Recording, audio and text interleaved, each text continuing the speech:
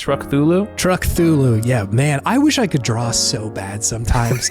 Truckthulhu would be a real delight. Just got his commission scout. Draw Truckthulhu scout.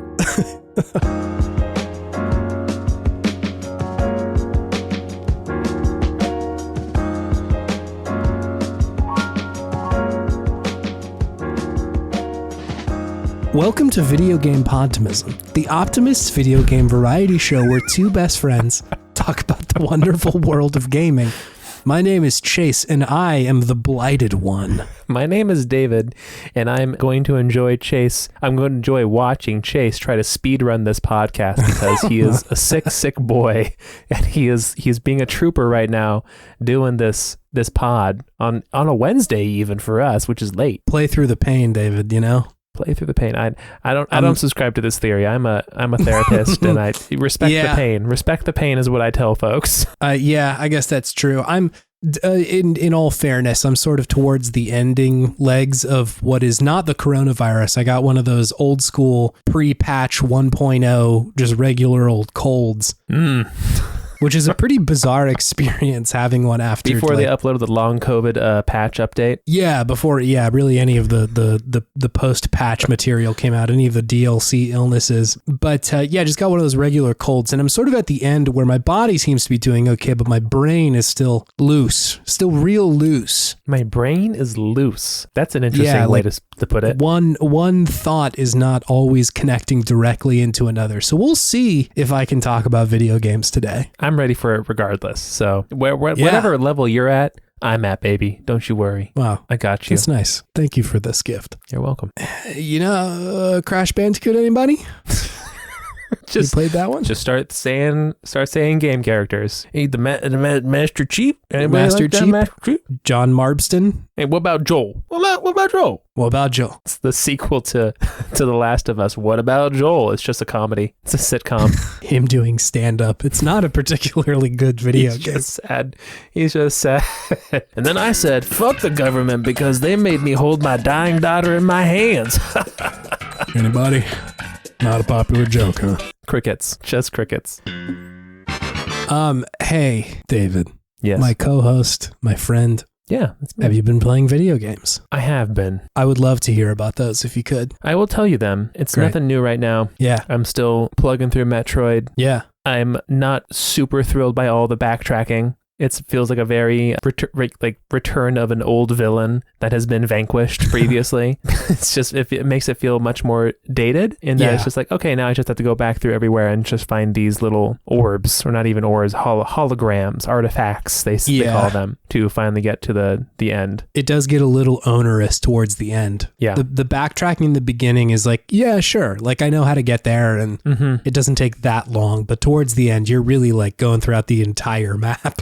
Yeah, the backtrack in the beginning is like, okay, I know where this new upgrade will unlock for me to go further. Yeah. Whereas now it's like, oh, you just kind of had to figure out where like you can jump to now with the new like suit powers you have that don't like allow you to not die from radiation, and then you get there. So it's still, I'm still very much enjoying it, but I'm definitely going to look up a guide because I don't want to have to spend so much time just going back and forth between all these places to find these last little artifacts to get to the end.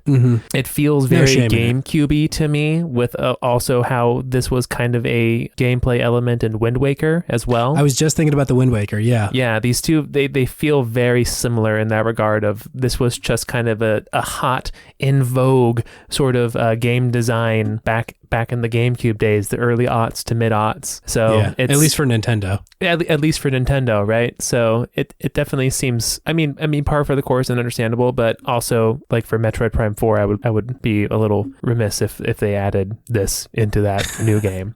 I would be shocked if they did, because I feel like so much of what was in Dread is like there's some backtracking, but it's done in such a more tasteful way. Yeah, there's like big shortcuts. You have the elevators that take you to different places, and this just like drops you in this spot. You're like, okay, now it's telling me I can go to this place here. It's very, it really directs you in a nice, not obtrusive, but understanding way that backtracking isn't how people want to spend their free time. I wonder how much of this was just like the uglier consequence of so many people having issues with games being too short around this time. Like I feel like every review I read of games in like the early aughts is like, this is not a long enough game.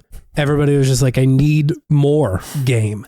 What is this, like malicious compliance? Like, oh, you want it to be longer? Yeah, here you go. That's it. Like the thing with Wind Waker, I think you could genuinely take out almost all of the Triforce finding part of that game, which like there's a lot of it, right? Like each part of the Triforce is broken into like 3 or 4 little bits or whatever. That's a large part of the game. It's just like, okay, go find the pieces now. See ya. Yeah. Like you could so easily just put 3 of them out in the ocean somewhere and the game would be totally fine.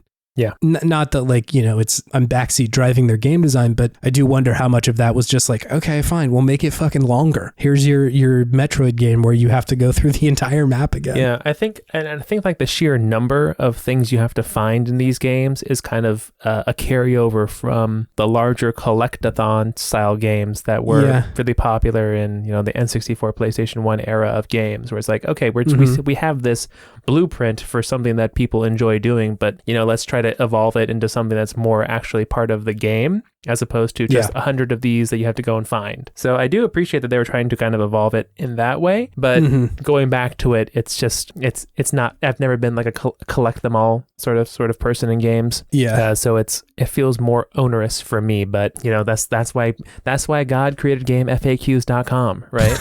So it's just got. Straight from the sky. Straight from the skies. So I just got to go find that and just get all the pieces and fight the final boss. For sure. It's still like, I'm still very impressed by this game. Just the graphical fidelity of it on the Switch is great. How smoothly it runs. I haven't seen it stutter, not a once at all on the Switch, which is damn impressive, I think. So it's got me really pumped for Metroid Prime 4 whenever that comes out. I'm really looking forward to that now. It's just like whetting my appetite for that game for the future. Yeah. I've also still been playing a lot of Dark Souls Remastered. A lot of Dark Souls. Did you make it through Sen's Fortress? I made it through Sen's Fortress. Fucked up that golem, Iron Golem. Yes, yeah. Sen's Fortress was a bad time. It's hard in there, man. It was hard. Not easy. It was hard AF. I was so confused where I was multiple times because it's just dark. You can't really get a good view of everything around you. You're just kind of wandering for the most part, and then you have to like change the direction of that boulder to get to all the different areas. And I'm like, I don't know where my home is anymore. I don't know how to get back to the bonfire. I'm so lost. I'm so incredibly lost right now. But I mean, if that's what they were going for from a game design standpoint, they fucking nailed it. It feels like they were trying to do. They're just like trying to make you feel confused and lost. But I definitely feel like I got better at the game through Sen's Fortress, which did feel good, which I did enjoy, because you have to do a lot of fighting on short ledges in Sen's Fortress, otherwise you're just toast. It definitely made me learn how to parry. I decided it's time to parry. That's good. I also learned to parry in Sen's Fortress. Yeah, I just learned. I was just blocking and dodging, and I think probably Miyazaki knew. I was like, no, you need to learn how to parry, because otherwise you can't dodge these people and you can't block them all the time. You have to parry them, and they're pretty generous with the parry windows. So once I learned how to parry like effectively, it was pretty easy to get through. Yeah, got through there, and now I am in Anorlando. Hell yeah. That's a cool part of the game. It's a very cool part of the game. Gives me major Lindell vibes from totally. Elden Ring. Just a cool kind of hidden golden-ish hued city, or like not golden, like dusky city. I guess this one is more accurate, but just a really cool design of this place. Really massive, great vistas. They know what they're working with, and they really make sure that the camera kind of pulls back and gives you like good shots of the city and make it very cinematic. Good eye for scale that the Dark Souls, the Soulsborne team has. They understand how to make something feel massive, big, in their games, and intimidating in that way. I'm currently fighting the boss in this level. Oh my god, the 2 dudes, Executioner Smaug and Orstein. Those guys are bastards, David. That fight sucks. It's so hard. Yeah, I mean, I beat one of them. Yes. On like one of my, like not my first one, but like third or fourth, I'm like, okay, I can do this. And then the other person like absorbs the other, the one you beat and just starts like butt slamming lightning all over the place. I'm like, okay, this is bad. Fucked up.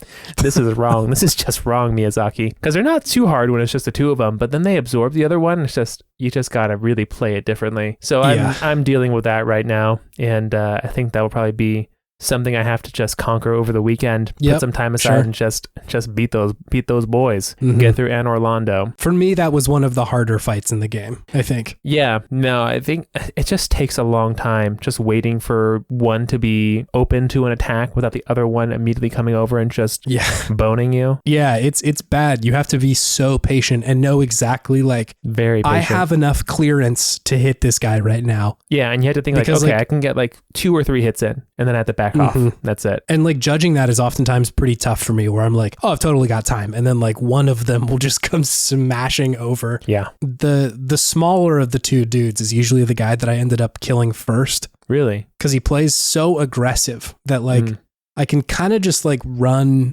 over in one corner, have him like do that dash where he like slides across the whole room. Sure. And then the dude with the big old hammer. It gives me big Genichiro vibes. Yeah. Dude, I met a Genichiro of my own this week. I'm excited to tell you about him. Genichiro was the boss that made me learn how to play all Souls games. He whipped me into shape. It was like... It's good that they put him around the halfway mark of that game. Because I feel like by that point you're invested in playing Sekiro. Yeah. And you're like, I think I'm pretty good at this. It's stupid that this guy is beating me so much. And you have to like actually figure out how to do it. In the game that I played, Genichiro is essentially the first boss, David. It's stupid. In the game you played? Yes. Ooh, yeah. Brutal. They essentially put one of the harder bosses up front. Oh my God. So it's a silly move. Wow. Well, Godspeed to you then, Chase. Yeah, thank you.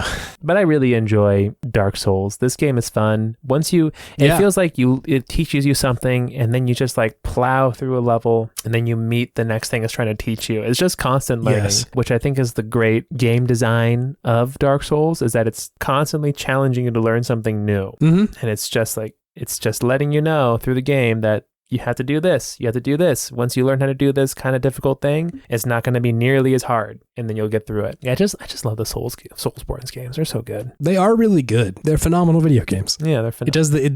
This is going to sound like the most trite and silly comparison, but like Mario does the same thing. You know, like in a lot of the Mario games, it is constantly just teaching you how to approach a new thing, or here's a new mechanic that we've given you, or in Mario Odyssey or something, it's like, here's the new guy you can control. And how does that affect it? I think Mario is a lot more joyous than the Dark Souls games, but like absolutely. I would not say joy is anywhere near what the Soulsborne team is trying to convey. Satisfaction, pride. I think once you've done it, I think pride. Yes, I think is what they're trying to convey. Pride and a feeling of accomplishment. Dark Souls good. Hot take from a gaming podcast.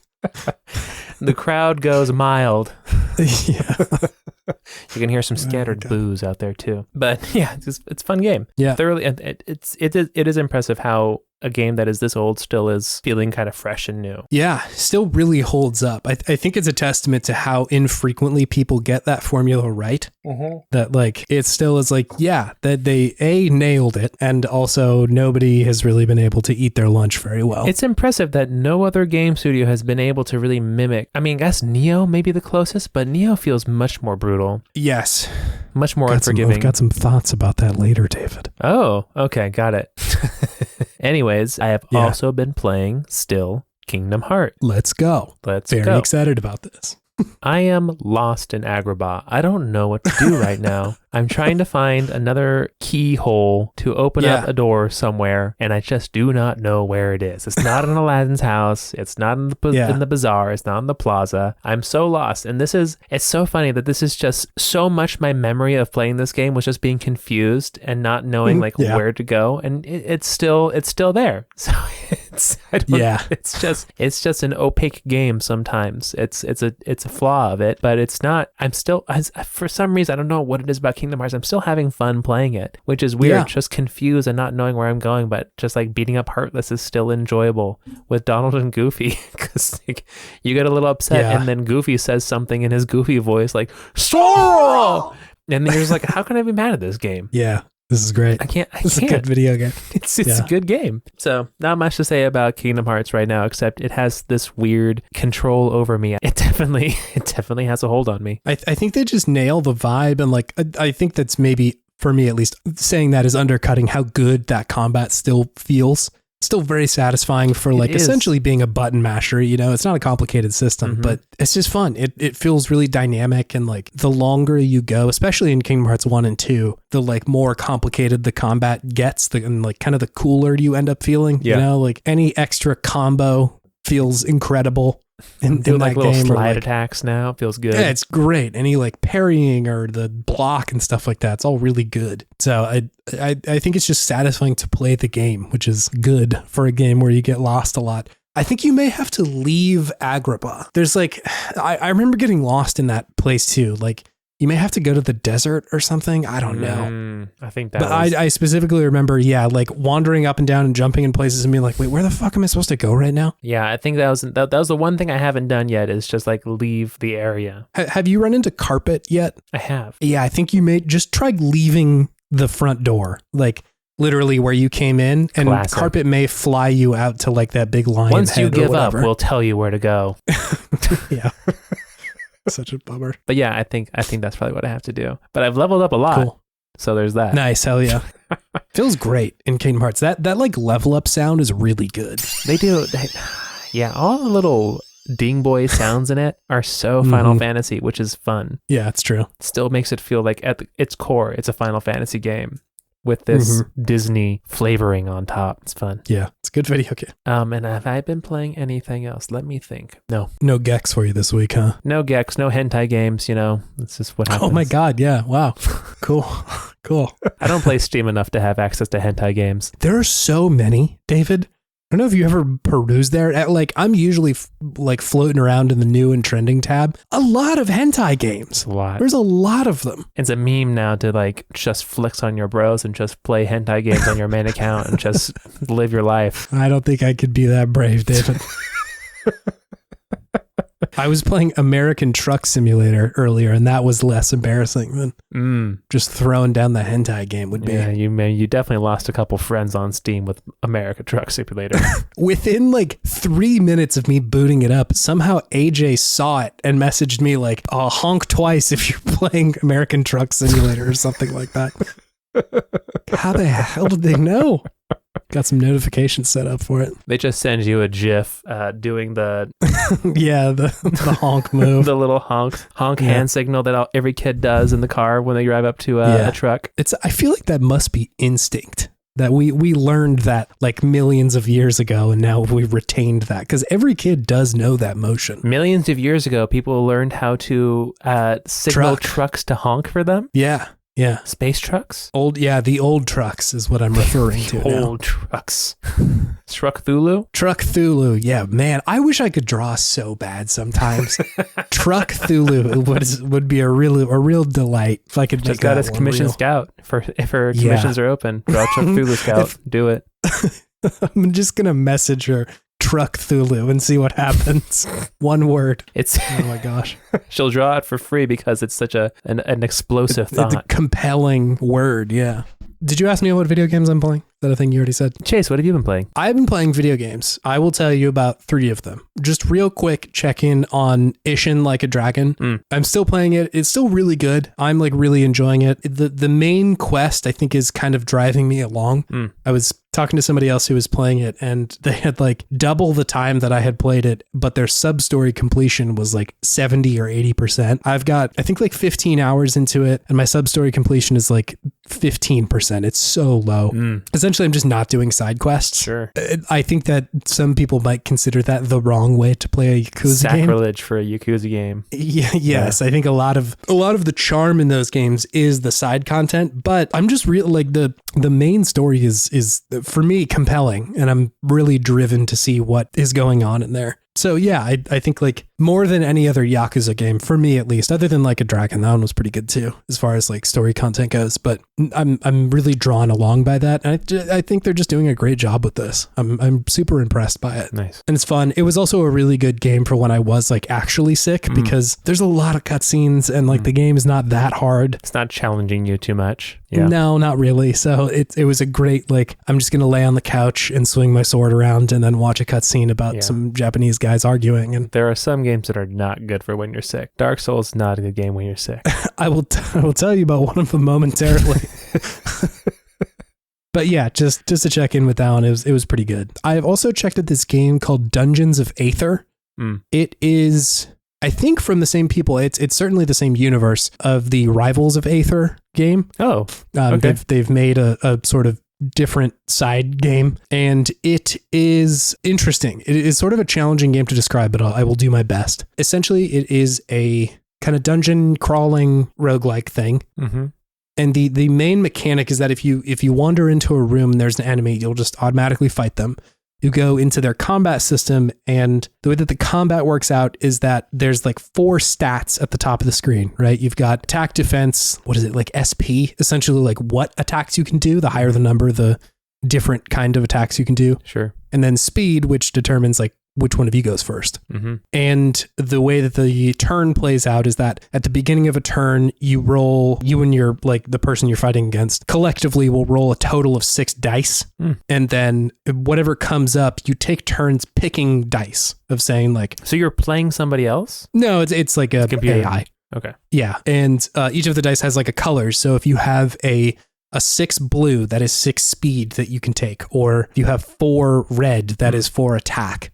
You can put any of the other ones in another column, but it only counts for 1, no matter the number. So if you have like a 6 blue, but you put it in attack, it's only 1, right? And essentially the way that the game plays out is that you're just trying to like beat your opponent by doing enough damage to them. To do damage, you have to have higher attack than their defense is, and vice versa as well. And so it's this interesting sort of like push and pull of like, okay, I took a 6 in attack, but they took a 6 in defense. So we've kind of canceled those out now. Mm-hmm. So I'm going to take a higher number in SP or whatever that stat is. I'm blanking on it. So that I can do a move to increase next turn's dice roll for me or something like that. Sure. It reminds me kind of a little bit of Dicey Dungeons, that game from a couple of years ago. Okay. Where a lot of the way that you play is just through like applying dice to certain stats. Mm-hmm. That one was a lot more, I think, simplified, but it remains kind of similar in that like there are these dice being rolled that you kind of have to pick and choose where you're putting them. Anyway, the combat ends essentially when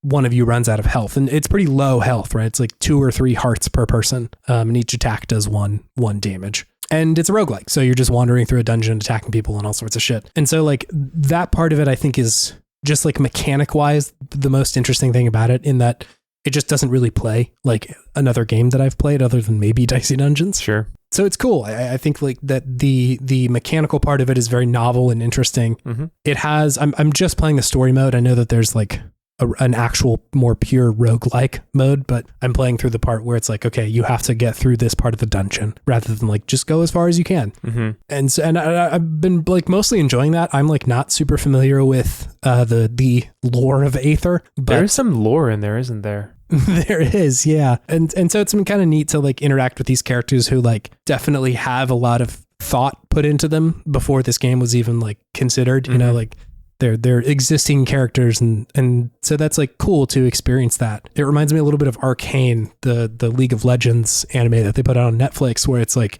they're expanding an already pretty rich universe by focusing in on some characters. Mm-hmm. And like, you know, there's not insane character work here. I'm not like really head over heels about the wild depth of character, but it's fun. It's interesting in characters that are pretty good. It also like looks really good. It's really quality like pixel work that they're doing. Again, it kind of feels like tangibly like a Super Nintendo game or something. Sure. Which is great. It's really fun. I think it's a considered art style that it feels intentional in a way that I really like. Also the battle animations, like it reminds me a lot of the like Fire Emblem games where you will kind of zoom in and get like a more detailed, or sorry, I should say the Fire Emblem games on Game Boy Advanced. Mm-hmm. You get like this kind of like detailed version of what's going on in the fight. And it just looks great. I think visually I'm really impressed by it. Nice.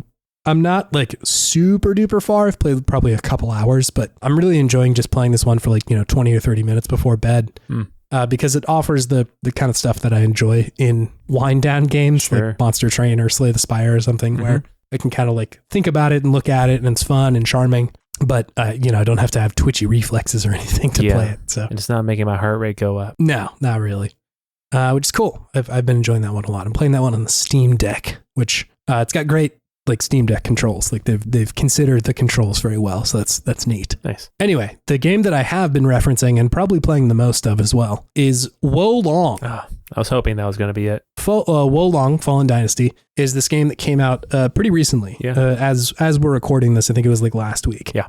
And Team Ninja, right? It is developed by Team Ninja, the people who made Nioh and all the way back Ninja Gaiden, which is a cool pedigree.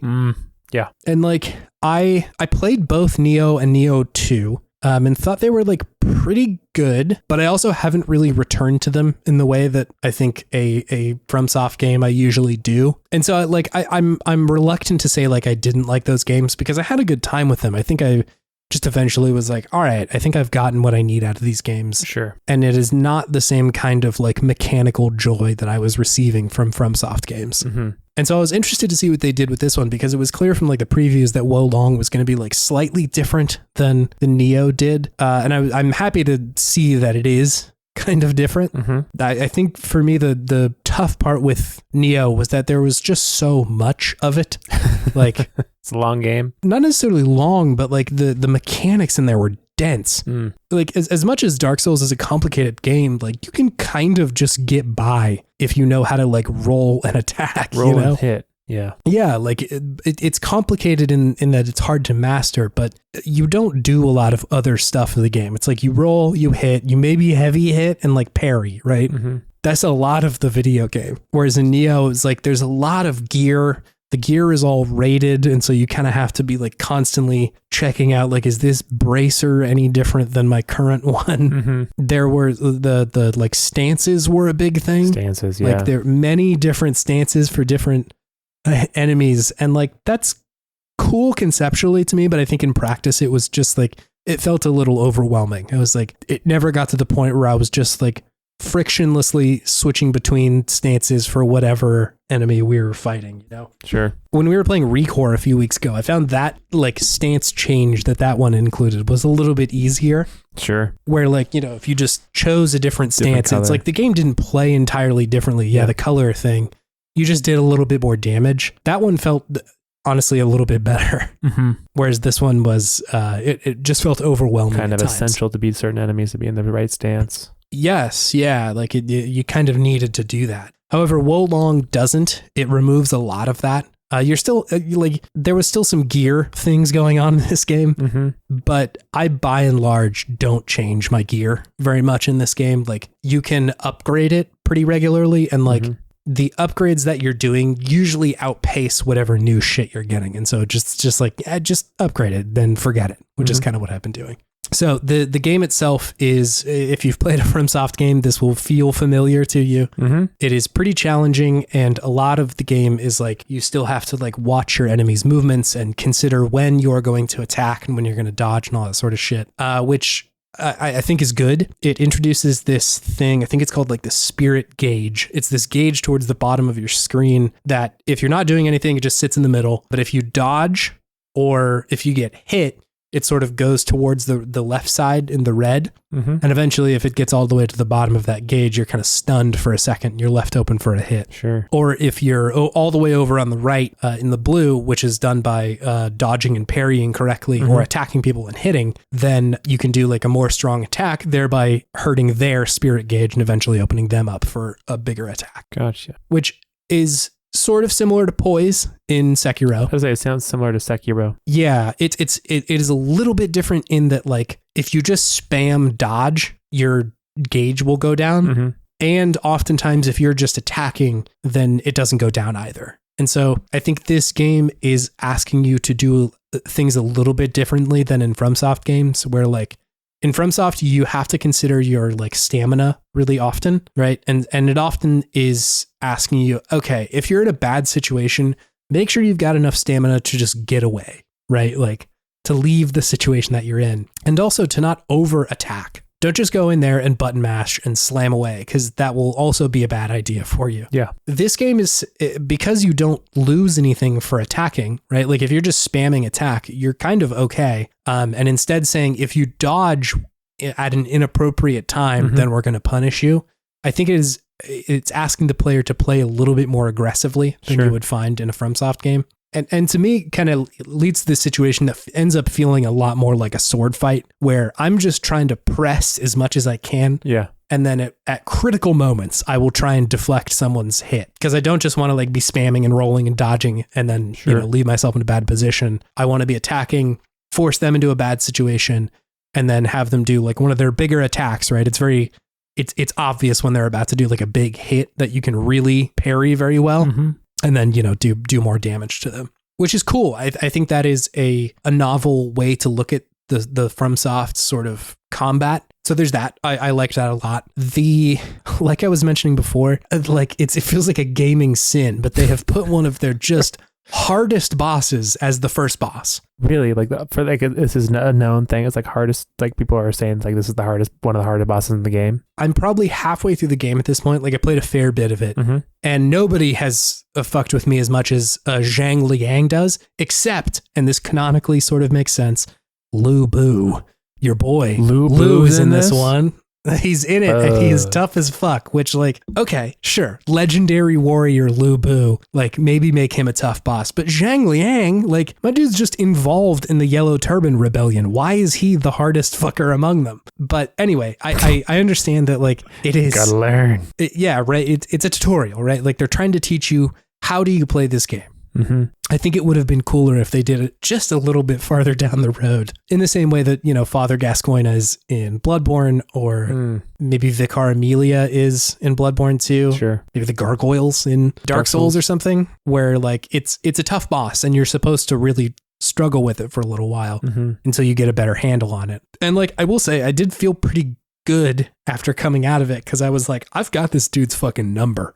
At this point, he like cannot hit me, but I do think it's kind of a lot to put that up front, because he also has 2 phases, which is so brutal. Damn, for a first boss. Yeah, you completely drain his health bar, and then he gets an entire other health bar that you have to fight. Damn. And there's like a way to beat him when he gets down to halfway health on that second bar, but the button prompt was not clear. I had to look that up for like, wait, how do I summon my fucking dragon thing? Oh, that's cool. Which is it's cool. It is cool. But yeah, it was a little bit rough. But anyway, I think the rest of the game and most of the other bosses have been like just really nice Dark Souls-y level stuff of like, this is hard, but I can do this. I can do this, yeah. Yeah, which is nice. It's cool. I had the same experience with Lu Bu, who was like a menace for like probably a couple hours. I was banging my head against the wall that is Lu Bu.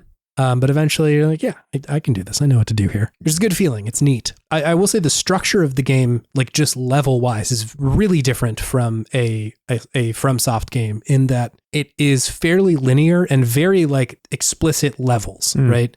You will go to a level and you will start at one end and you need to get to the end where the boss is. Gotcha. Which is interesting. I think like that not every Souls game has to have that like interconnected world, right? And so it's interesting to compare and contrast those, especially because they have this mechanic in it. I think it's morale is what they call it, where you have a little number above your head and it resets whenever you go to a new level. It always starts at 0. And the more flags it's bonfires. They're just bonfires in the level. Yeah. The more of them that you find, your floor of your morale goes higher and higher. And whenever you fight someone with like a much higher level, so like say you were a 0 and you fought a 20, your spirit gauge is going to get its ass kicked. Like it's a lot easier for you to get like parried and your spirit gauge to go down and all that sort of shit. Sure. And so it's encouraging you like go find all of these things because the boss will be easier. Sure. You could just run there and beat them if you're that good, but probably ain't. You probably ain't. At least I wasn't. And so it's cool because there's sort of the main flags that you find, and then there's sort of these optional ones that are a little bit tougher to find in the levels, but will also like raise your floor a little bit so that by the time you get to the boss, which is usually at about 20, you'll be able to go in there. And even if you die, if your floor is at 20, then it's not a big deal. And so they've, I think, incentivized the exploration of these levels to feel kind of like dense, but at the same time, like you should be able to find most of these things, which is neat. But definitely a different approach than you would find in something like Dark Souls. It's bizarre playing this game, I will say, just because like it is so clearly still trying to eat Dark Souls and Bloodborne and Elden Ring's lunch. Yeah. And I think this one gets closer than Neo does. Like, I think Neo was just doing so much. Yeah. And this one has simplified it a little bit to the point where, I said, I don't really need to worry about a lot of like gear or which enemy I'm going up against. I just need to kind of like learn their patterns, and I know how the game works already. So I can more focus on just like mastery of any given level or something. Gotcha. Rather than XYZ 100 mechanics and all this sort of shit that I need to like figure out. But it also takes place during the Three Kingdoms period. I haven't mentioned that, but you may have put that together given that Lu Bu and Zhang Liang is in this one. A lot of Three Kingdoms stuff going on in this one. All your favorite Dynasty warriors are here. So that's a positive for you, I would think, right? I think so. It like, unfortunately enough, the story is kind of like not really anything for me. And so I'm mostly skipping the cutscenes because I'm like, it's fine, man. I don't need to see this. Your Ashley Williams shit, huh? I would challenge you to play this game and be interested in what's going on in the story. It's on my list. I definitely want to try it out. It's on Game Pass, so this game is very easily accessible. But I mean, you know, of course, when Lu Bu showed up, I'm like, oh yeah, dude, very, very into that. Very, very interested in pursuing Lu Bu, despite all of my suggestions to not pursue Lu Bu. The game's like, don't fuck with this guy. In every game that I have played where Lu Bu is in it, everybody's like, dude, don't fucking fight him. He's too good. At the end of that boss scene too, he like comes and attacks you with his big ass spear, and you block it with your sword and it gets like bent in half. And then he runs away. Every other bad guy fought, you have killed. But like, because it's the legendary warrior Lu Bu, everybody's like, whoa, dude, you didn't die. That's amazing. Yeah, truly. Yeah, it's fun and interesting. I don't know Chinese history well enough to really be like, oh, it's interesting that they've characterized this famous historical figure XYZ way. That's just sort of like, yeah, cool, Guan Yu's here. That's neat. I like his spear.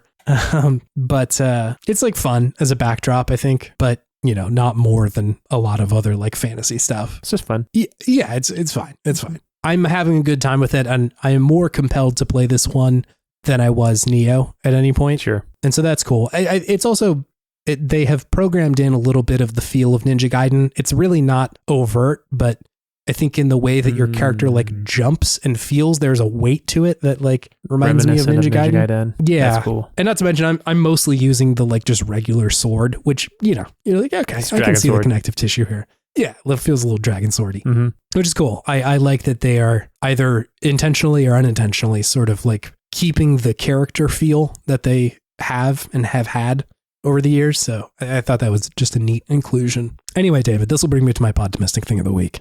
Yes, which is? The announcement of Dragon Ball Z Budokai Tenkaichi, the new one. My God. It was so unexpected, but so good. I'm so stoked. I was so surprised. I was like, why this series? But yes, okay, good. Chase, this was my Podtimistic thing of the week, too. No way, really? It was. Oh my God. I think this has happened like once before. We've gotten the same one.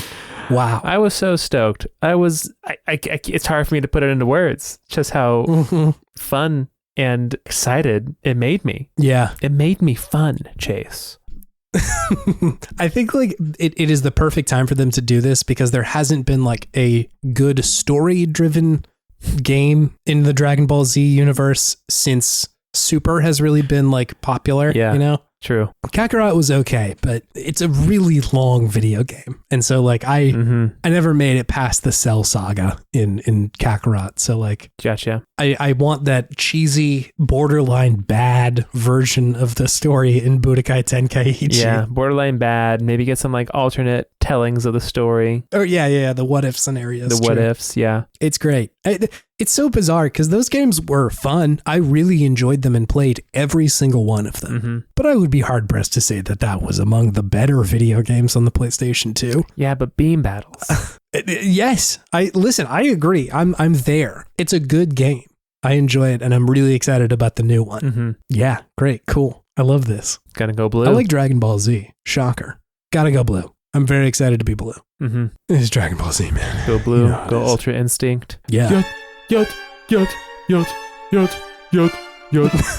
That's the Ultra Instinct music, in case you didn't know. Cool. I didn't. And so I will be on Saturday afternoon trying to find that on YouTube to see if that exists in a way that I can use. I'm sure you've heard it. It was a kind of a popular sound on TikTok for a bit. Oh, really? Yeah. Oh, yeah. You know it. Yeah, immediately in 2 notes. Mm-hmm. I didn't know that was Dragon Ball Z. That was Dragon Ball Super. Sure, yeah. But yes, it is. Wow, that was a popular sound on TikTok. Mm-hmm. Shocked I didn't know that. More you know. Hey, do you want to move on to our main thing, David? Yeah, let's do it.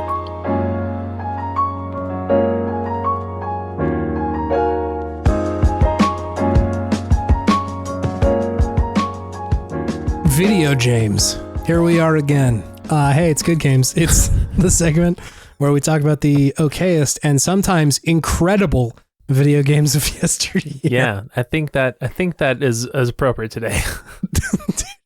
Listen, I'm not going to bury the lead. We're talking about this game today called The Frog for Whom the Bell Tolls in English. And this game is so fucking good, dude. This is a really good game. What is this? Legitimately really good. I was shocked.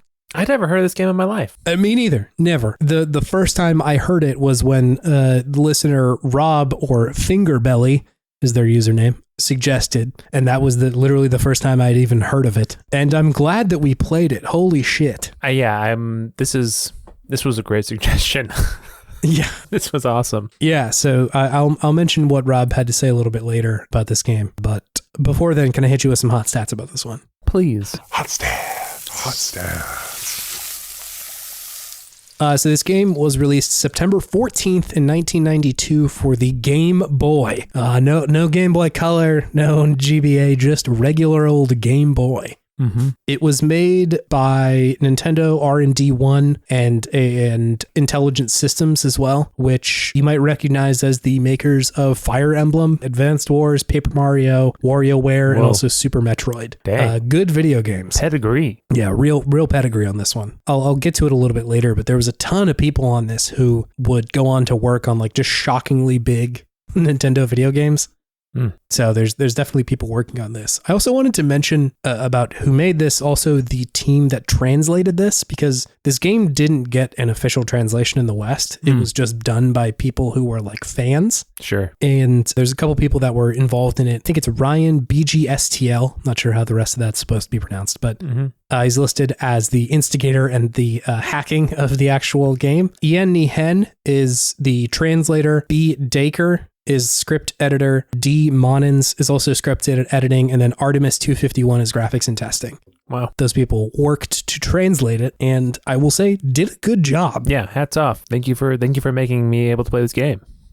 Truly, like I literally wouldn't have had another way to play it, and at no point was I like, what is this supposed to be saying here? Like it might as well have been written in English originally, because I didn't notice that it was translated at all. Yeah, no, it was great.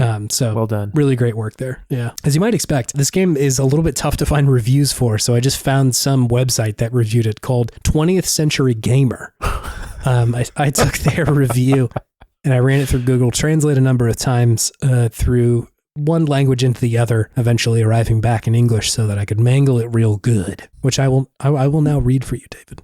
20th Century Gamer said, overall, The Sea Turtle is one of the most unique Japanese dramas I've seen in a long time. Is it better than Awake Link? No. However, the world and characters are so fun that I can't complain about the splendor. Simple, deeply empowering endings and funny videos are rare. You have approximately 5 hours until the next time you need help. Hope you see this lost classic. It's a rabbit. And there wasn't a score associated with that one. It's approximately 5 hours until you next need help. Is that a threat, 20th Century Gamer? Just a big fan of Lost, where you have to reset the help countdown.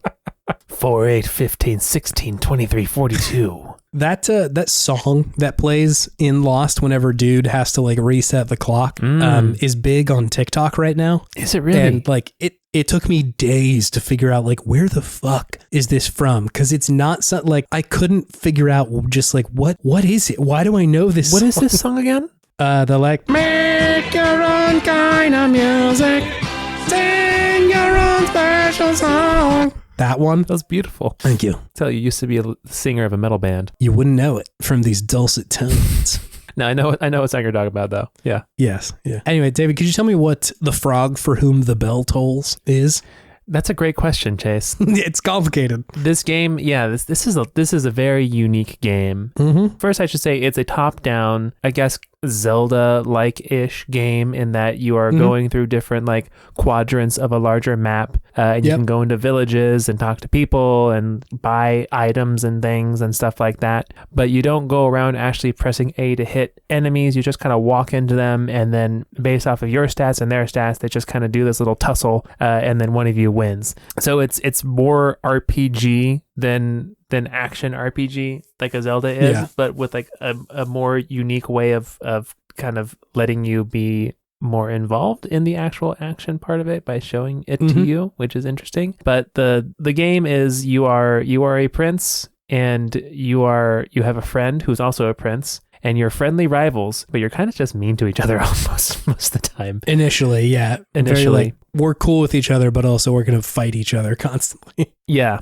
you run off to an island to you kind of like race each other to an island, I should say, to go and rescue Princess Tiramisu, who has been captured by a evil Croakian king who is a giant snake. He's a giant snake, and then you're going around trying to find her, and you get turned into a frog.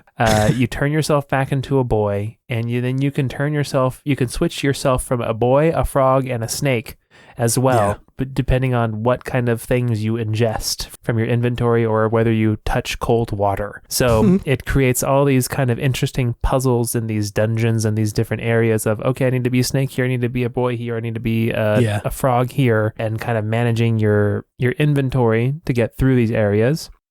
While also powering yourself up as a boy to be able to fight things and other people. Yeah. But I guess probably the biggest thing of the game is that it's just very funny and unique in just that it's very aware that it is a video game and that it's just trying to have some fun with itself. It is. Yeah. The writing is pretty great.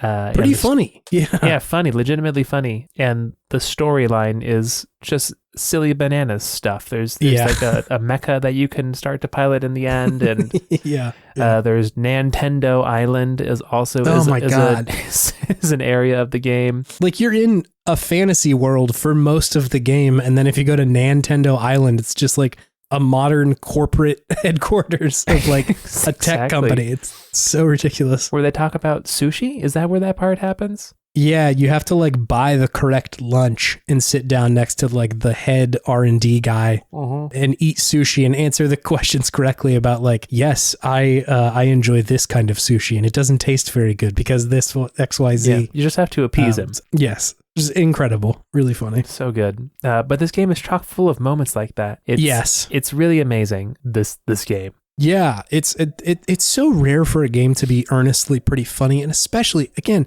this is a Game Boy game. Like, there's a lot going on in this game for being a Game Boy game, I thought. Yeah, like, it feels like the stuff that it chooses to do, it does so well, despite the fact that, like, the Game Boy has, like, you can move and press a couple buttons. That's it. Yeah, you move and you have two buttons to press. It's really good. I loved the bit in the beginning of the game that like the first town you show up in, everybody's like talking to you and kind of complimenting you in a weird way. And by the time you get to the end of it, one of the people's like, yeah, the other prince just ran through here and said there'd be this foolish guy who's like really easy to manipulate and like make fun of. You were just as easy as he said. This is just fucking hilarious. If you just compliment them, they'll just love you. Yeah, exactly. So good. It's really funny. And that's throughout, right? Like they have a bunch of like gags. Pretty much every place you run into is sort of weird in its own way. The sheer fact that you can turn into a frog is sort of hilarious.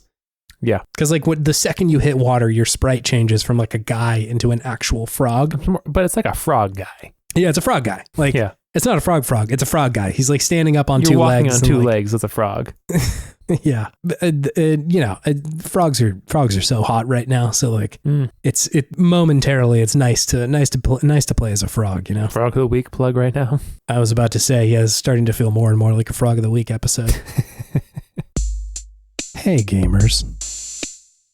It's September 14th, 1992. My name is Chase. And the frog of the week is this guy in this game. Prince, whatever you named him. Yeah. What did you name your guy, by the way? Dado. Dado, nice. I thought there was only room for 3 characters, so mine was named Cho. I fucked up. I tried to get the A and I didn't know how to go back. You tried to do Cho, but you did Cho. You're like, I guess I'm Cho. Yeah, I guess I'm Cho. That's fine.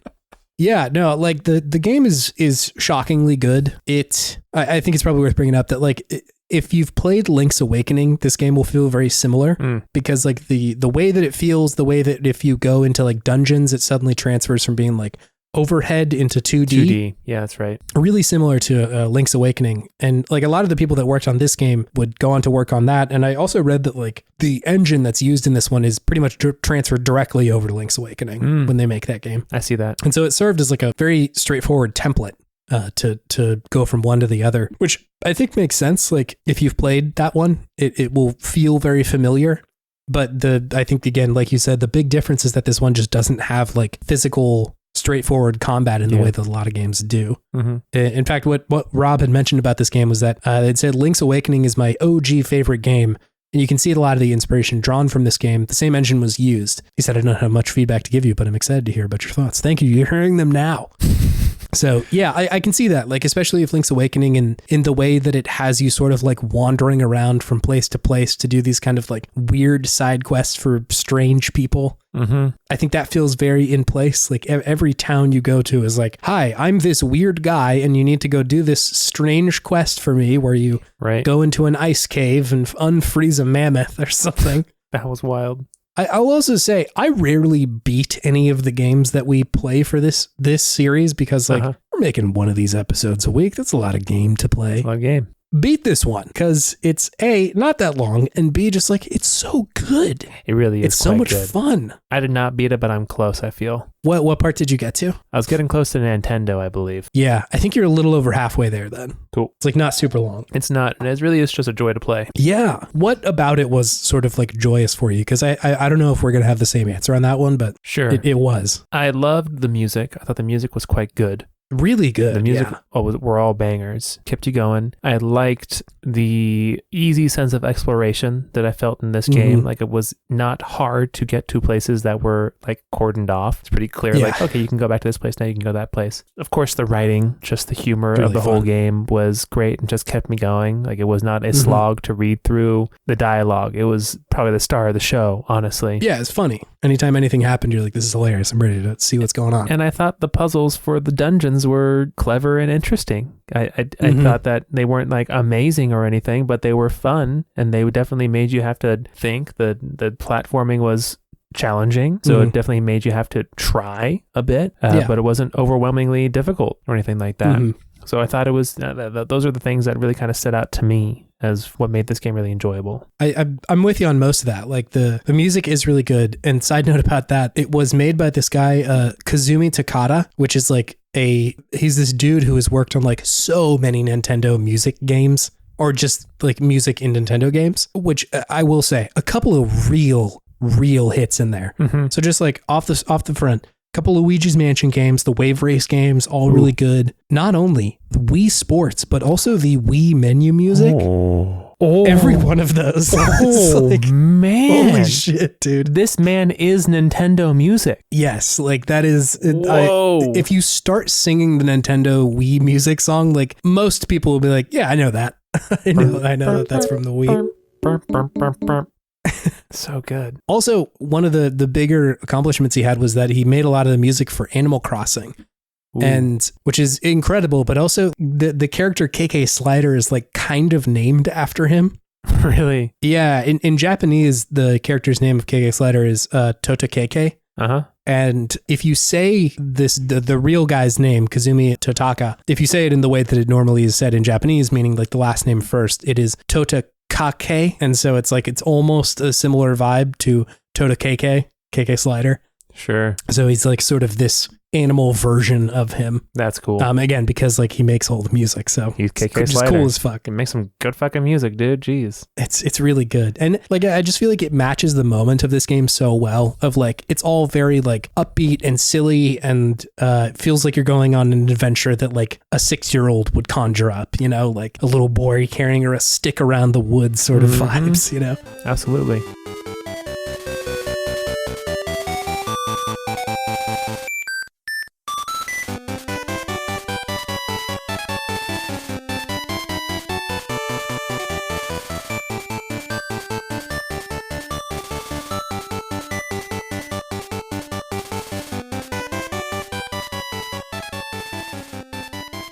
So yeah, I agree with you. The music is really good. The writing is really great.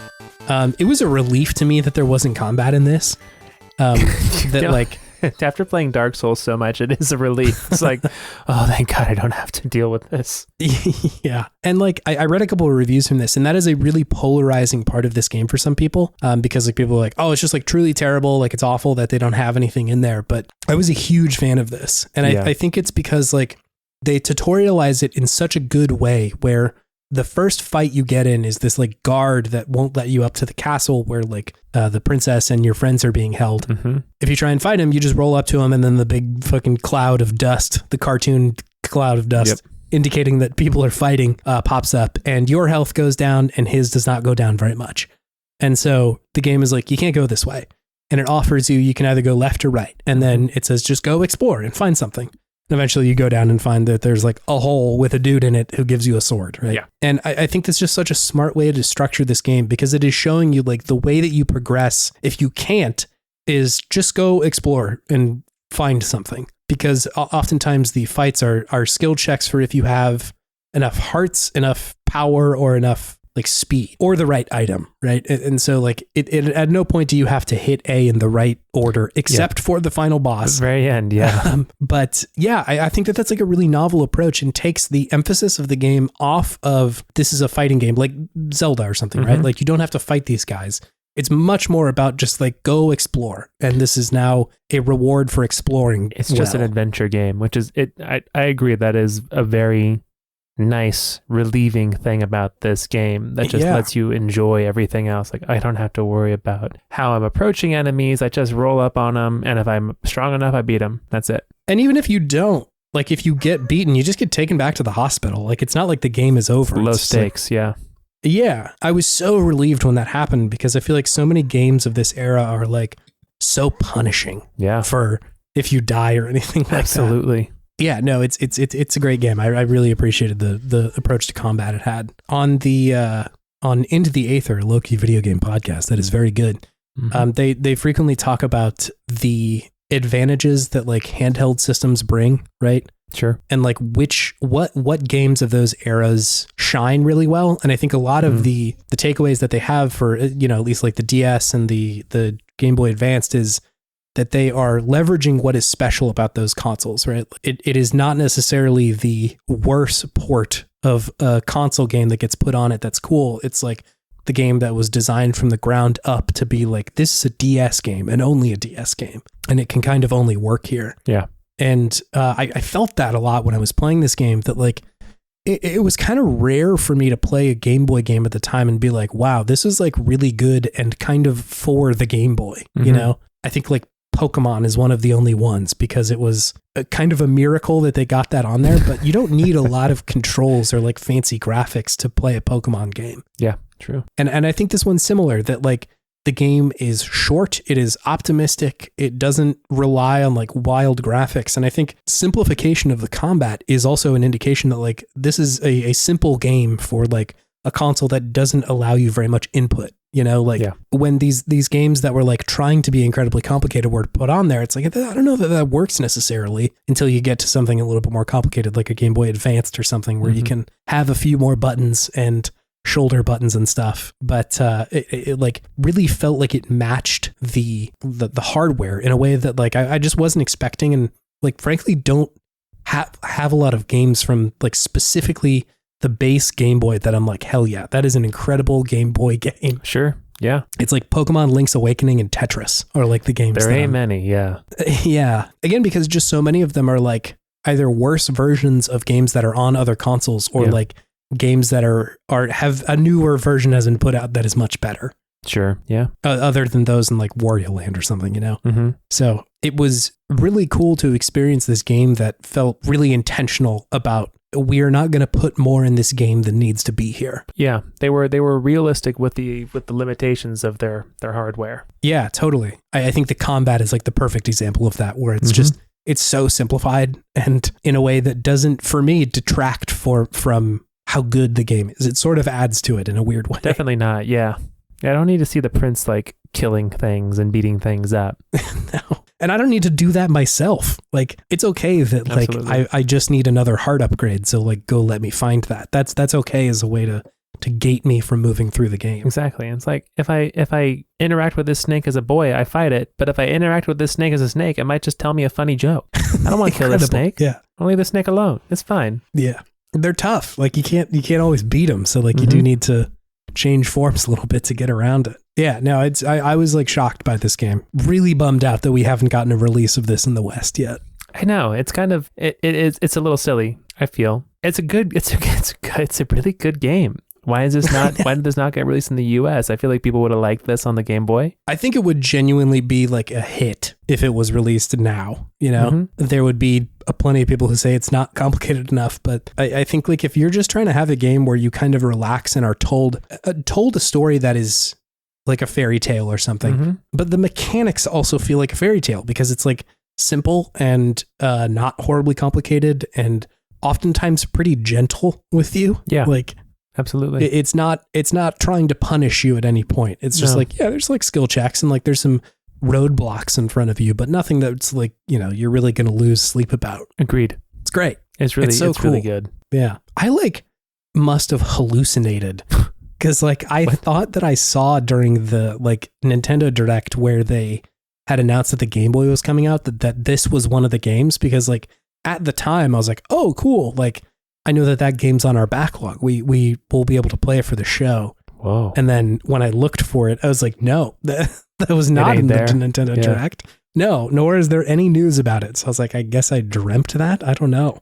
Because it was just the Game Boy Advance, wasn't it? Or the Game Boy as well? Yeah, they had the base Game Boy on the Nintendo thing and the GBA. Wow. Played a lot of Tetris. Wishful hallucination there. Yeah, I wish they would. It is such a novel idea that has not aged in the way that I was expecting it to. No, I mean, honestly, when I was playing it, I was thinking, this kind of feels like Undertale in a lot of ways. Yeah, it's similar. Definitely Undertale has more skill checks with the combat, especially if you do if you fight, what's his name, Sans. Yeah. But like the writing and the look of the game and just the general vibe, it felt very Undertale-y to me. I'm like, this feels still like it could be fresh nowadays. Yeah, totally. I'm sort of surprised that there isn't a big indie hit that cites this game as like the game, you know? I know, that is surprising. Maybe you can just say all games that said Link's Awakening were inspiration for them could fit for this too. Yeah. I looked up to try and find if any other games had what I think is called bump combat, like this specific thing where like you just like run into somebody and that's the version of combat. The only thing I can find is some of the older games in the Yeez series, the YS. I think that's how you pronounce that. I was like, the Yeezys? Yeah, the Yeezys. It's the meme of the dinosaur saying yee, that series. I play that game. I would too. Pretty simple. But I couldn't really find any other like major games that have this style of combat. So I'm interested to see if anybody like cites this. It's an old game, so I kind of would have expected that to happen already. Make some more bump combat game. Beyblades, let's go. Yeah, man. Beyblades. It'd be interesting. I think you could so easily but like I think it is a great opportunity to like build a game in this type. Like you were saying with Undertale, like you could do so much with it in the same way that Undertale like took what was that Moon was the game that it was like very influenced by, or like Earthbound or something like that, and just sort of modernize a lot of the story that it's telling, or at least take it to the next level. I could see a game like this totally doing the same thing. Yep, absolutely. It's good base. A wild video game. So it was great. Thank you for the suggestion, Rob. Yeah, killer suggestion. Anything else to say about the frog for whom the bell tolls? Play it. It's good. Play it. Yeah, if you can play it. Mm-hmm. It's kind of hard to get a hold of. You have to like do some patching that I don't know is 100% legal. I actually don't know how that works, but we won't discuss it. You can figure it out. It's on the internet. Play the fifth. Yeah, if you have the attention span to try and do that, it's really worth it. I think this game is really, really good. Hell yeah. Good games. Gaming.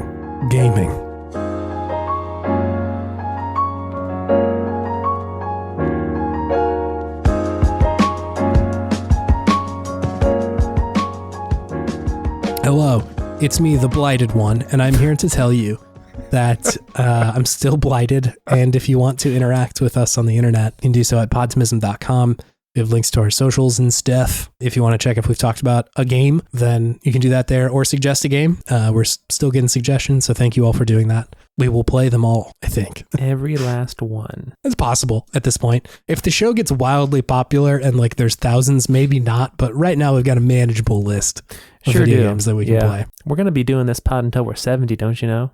That would be cool, honestly. That would be pretty sick. I like talking about video games. Gaming grandpas here.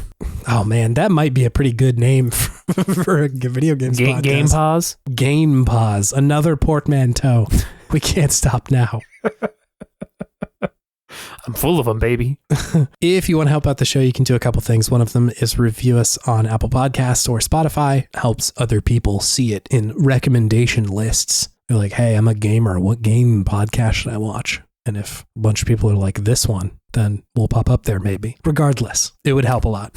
You can also show it to a friend if you want to and be like, hey, this is a cool games podcast. I know there's thousands of them, but this one's also good. And they'll be like, all right, sick, cool. They talk about a cool frog game in this one. Mm-hmm. That's something you can do that we would very much appreciate. But regardless, thank you for listening to this show. It is incredible, and we really appreciate your listenership. And yeah, don't take it for granted. I'm always excited when another one person chimes in or pops up on Absolutely. The listened list. I'm like, nice. Yeah, that's great. I love that. Another one for the fold. Oh, I almost forgot. Thank you, Scott Wilkinson, for your work on our podcast Absolutely. art. She does great work, and she did great work for our podcast art. So yeah, you can check her out a bunch of places. She's at Humble Goat on most places on the internet.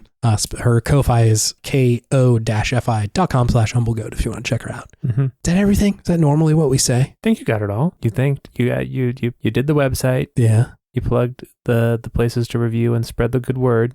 You plugged Scout. Yeah. I think you did it, baby. Have I talked about Buca di Beppo yet? There's usually a segment at the end where we talk about Italian food, right? Oh yeah, Buca di Beppo. I mean, it's good chain Italian family fun. Yeah, it is. The portions there will really, really put you out. I'm always shocked. You out. Yeah, when that particular pile of noodle-based carbs shows up, and there's just a real big pile of it, man. It's insane. The like garlic bread too. If you order that, they bring you out like a bakery's worth of loaves. Bakery. Yeah. They bring you out an Italian man who just bakes it there for you at your demand. Yeah, whenever you're done, he just throws another one on the fire and it's like, coming up, dude. It's coming. Hey, the Benavides family was big on Buca di Beppo back in the day. Macaroni Rosa, I don't even think they have that anymore, but that was chef's kiss. That was good. That was a top food item for the Benavideses. That's cool. I wasn't really even, I didn't know that Buca really even existed until I was in like high school. Kind of a late discovery. Yeah. And I don't think that one on, was it How had opened until we were close to high school. So that makes sense. It's tough. I don't remember a lifetime before Buca, and here I am living a life after Buca. It is just a fun name to say too. Real good. Real fun one. I'm sure that means nothing in Italian, but you don't know. Look it up. I don't know. Maybe it means chef's kiss. That would be really great. I'm sure it doesn't, but that would be really good if it did. Now I have to know what Buca di Beppo means. Pothole? Pothole? That's what Google Translate is saying. Is Buca di Beppo is Corsican and translates to pot hole.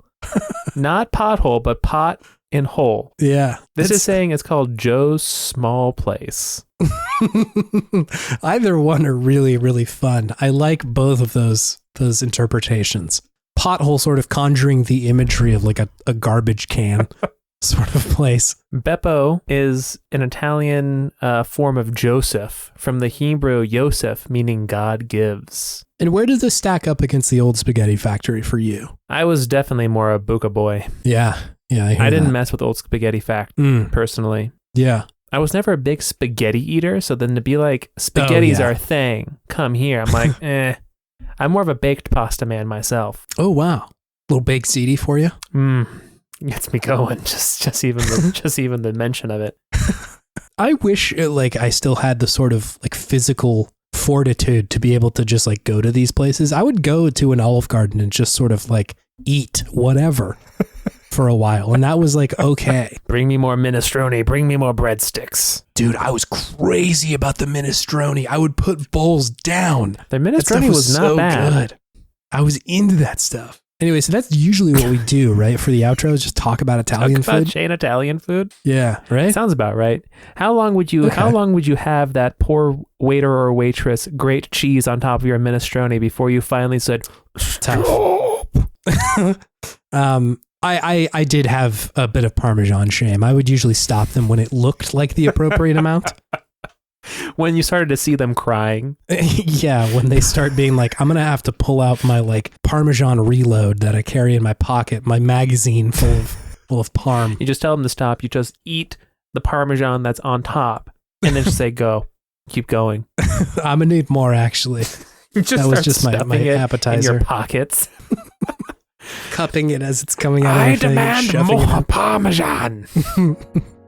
All right. Well, happy gaming, everybody. I hope to see you next week. All right. See ya. Bye.